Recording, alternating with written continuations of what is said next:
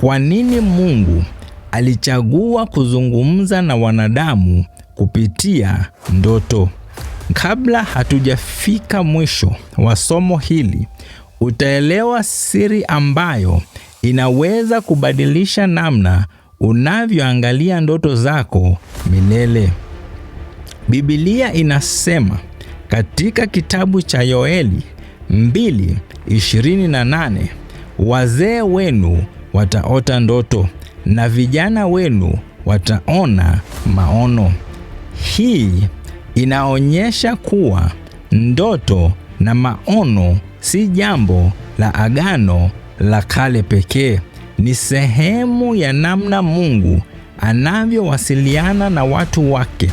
Katika Agano la Kale tunaona Yosefu alipokea ndoto za hatima yake.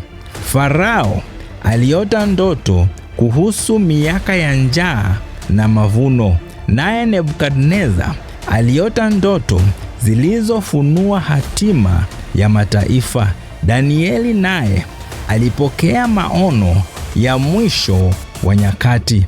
Katika Agano Jipya tunaona Yosefu, mume wa Mariamu, akiongozwa na ndoto, mamajusi wakionyeshwa njia kupitia ndoto, Paulo akipokea maono yaliyobadilisha mwelekeo wa huduma yake.